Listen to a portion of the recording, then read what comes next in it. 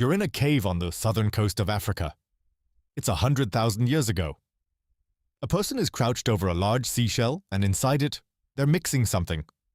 Chunks of soft red rock ground to powder, a little animal fat, a splinter of bone to stir it.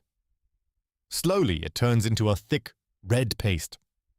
And then they lift a finger and they paint it onto their skin. No mirror, no store, no word for beauty that we'd recognize. And yet, that person is doing something you probably did this week or watched someone do. They're putting on makeup. Here's the part that should stop you. This is older than farming. Older than writing. Older than the wheel, older than the first city by 90,000 years. Before humans built almost anything, we were decorating our own faces. So this is the story of when humans started wearing makeup. And why. Not lipstick tubes, not Instagram filters, not Cleopatra. Something far older and far stranger. Because the urge to paint ourselves might be one of the oldest human things there is. And it was almost never really about looking pretty. We think of makeup as modern, vain even, a little frivolous. But archaeology tells a completely different story.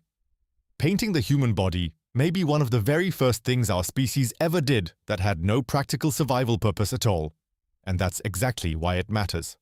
Because the moment a human looks at themselves and decides to change how they appear, something has switched on in the mind that had never existed before. Follow the makeup and you're really following the birth of the modern human imagination. To find the first makeup, you have to follow one specific material. Ochre. Ochre is a soft, iron-rich rock that crumbles into a powder in shades of red, orange, and yellow. And ancient humans were obsessed with it. We find it dug up, carried for miles, ground down, and stored at sites across Africa going back an astonishing distance. By some claims more than 300,000 years, older than our own species. At one South African site, Pinnacle Point, people were collecting and using red ochre 160,000 years ago. But the showstopper is a cave on the coast called Blombos. Around 100,000 years ago, someone there set up what can only be described as a paint workshop. Archaeologists found 2 abalone shells used as mixing bowls, still holding a dried red ochre paste, along with the grindstones and bone tools used to make it. It's a complete cosmetic kit, a 100,000-year-old one. And in the same cave, from a bit later, we find pieces of ochre deliberately engraved with neat crosshatch patterns and even a stone flake with lines drawn on it in ochre. Arguably the oldest known drawing on Earth. We can't be certain every scrap of ochre was smeared on skin. Some was used on tools or hides. But a lot of it points one way, to bodies. The oldest makeup we know of is red, the color of blood, of life, of danger. And humans have been reaching for it for as long as we've been human. Now, here's where it gets stranger, because our species wasn't the only one doing this. Go to 2 caves in southern Spain, Cueva de los Aviones and Cueva Anton. Inside, researchers found seashells that had been deliberately pierced to hang on a cord with traces of pigment still on them. Red and yellow, even a sparkly, glittery mix that looks unnervingly like the world's first eyeshadow. Little painted shell containers worn as ornaments. The catch? These are around 115,000 years old. And the people who made them were Neanderthals. A different kind of human in Europe, tens of thousands of years before our species ever arrived there. At other sites, Neanderthals seem to have collected black manganese, bright bird feathers, and even eagle talons strung as jewelry. Now, this is genuinely debated. Some researchers argue the pigments were for tanning hides or other jobs, and the dating gets fought over hard. But the growing picture is remarkable. Makeup wasn't invented by one clever group. Different kinds of humans on different continents all independently started painting and adorning themselves. Which tells you this isn't a passing fashion. It's something deeper, wired into how the human mind works. Self-decoration might be one of the oldest signs of a mind like yours. And if the idea that your morning routine is 100,000 years old is doing something to your brain, subscribe. This whole channel is about the ancient roots of the ordinary things we do without thinking.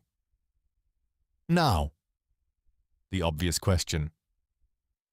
If it wasn't about being pretty, why paint yourself at all? Because your painted face was a message, and everyone around you could read it.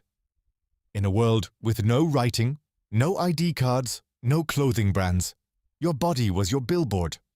A pattern of red across your face could say which family you belonged to, whether you were a child or an adult, whether you were ready to marry, ready to fight, or in mourning.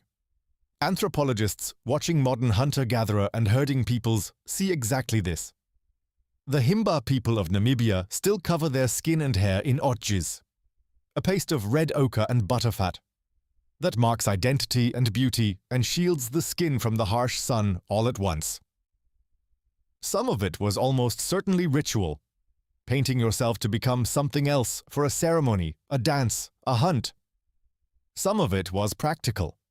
A smear of ochre mixed with fat can cut sun glare and help keep biting insects off. An ancient sunscreen and bug spray in one. And some of it was for the dead. Across the ancient world, we find graves where the body was carefully covered in red ochre, including a 33,000-year-old skeleton in Wales, stained so red it was long nicknamed the Red Lady, even though it turned out to be a young man. They painted the living, and they painted the dead, with the same sacred red. So makeup started as something we've half forgotten it ever was, a language you wore on your skin. Identity, belonging, magic, grief, all in a fingerprint of colored earth. But paint washes off, and at some point, humans wanted marks that would never come off at all. So they started putting the color under the skin.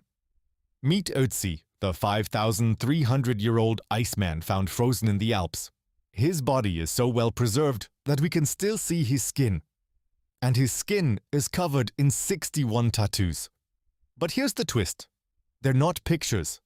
They're small groups of lines and crosses, and almost all of them sit right over his joints.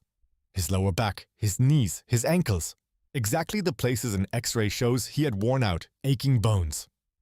So the oldest tattoos we've ever found may not have been decoration at all. They may have been medicine, a Stone Age pain treatment, rubbed into the skin over the ache, thousands of years before acupuncture was written down. For the oldest tattoos that are clearly art, you go to Egypt. 2 5,000-year-old mummies from a place called Gibilin, hidden under the wrappings. Under infrared light, researchers found the man's arm carries a wild bull and a Barbary sheep, and the woman wears a line of S-shaped marks. Permanent makeup, some of it to heal, some of it to say something, all of it worn forever. And then one civilization took every strand of this, the paint, the scent, the marks, and turned it into a total art form. Egypt. If you've ever drawn a line of eyeliner, you're copying the Egyptians. By around 6,000 years ago, they were lining their eyes with kohl, a black paste most often made from galena, a lead ore, in that famous almond shape. They ground green malachite for eyeshadow, rubbed red ochre on their lips and cheeks, stained their hair and nails with henna, and wore elaborate wigs. They soaked themselves in perfume too. The whole ancient world did.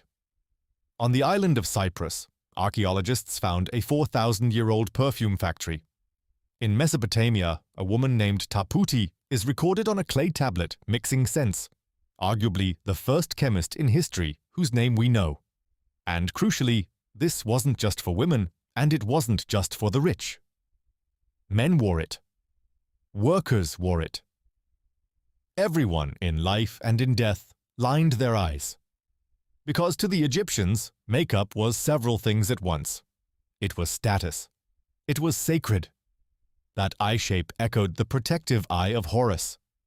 And it was medicine.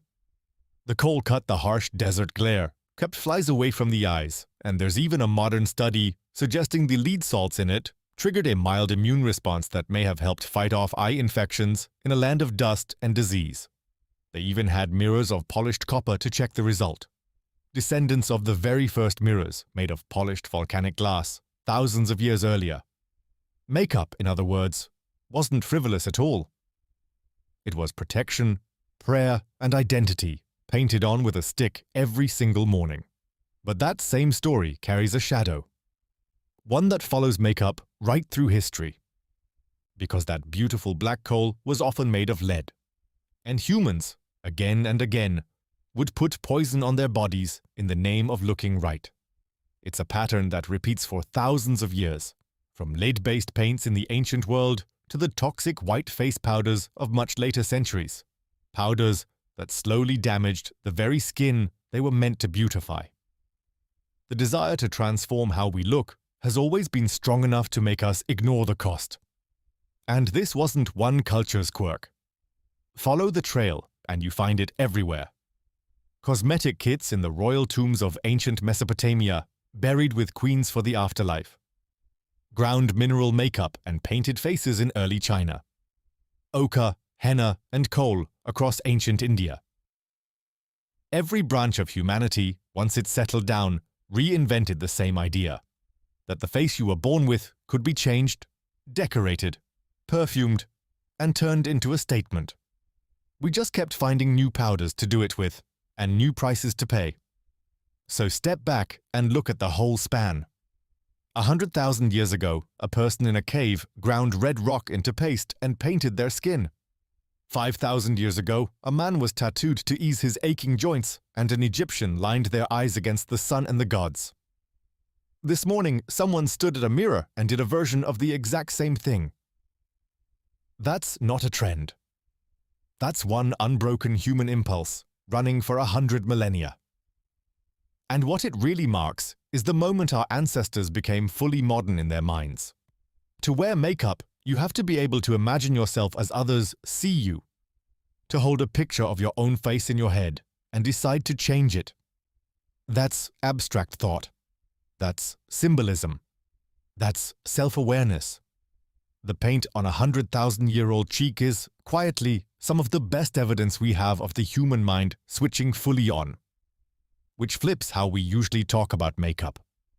We call it vanity, shallow, skin deep. But that's not where it came from, and it's not really what it's ever been. From the very beginning, painting your face was about telling the truth of who you are, my family, my tribe, my status, my grief, my readiness, my belief. It was one of the first ways a human being said, without a single word, "This is me." So the next time you watch someone carefully line their eyes, or you do it yourself, try to see past the modern of it. You're not being shallow, you're performing a ritual older than farming, older than writing, one your ancestors performed in firelight before your species had built anything at all. Every powder, every brush, every careful line in the mirror is the newest version of a 100,000-year-old sentence. You are speaking the oldest visual language humans have. So, when did ancient humans start wearing makeup? At least 100,000 years ago, in the dark, with a shell full of red paste and no mirror to check the result. Long before the pyramids, before the wheel, before the first written word, a human being looked at their own skin and decided it could mean something more. They had almost nothing. No cities, no metal, no writing. But they had a color, and a face, and the strange and beautiful need to say who they were. And in that, they were already exactly like us.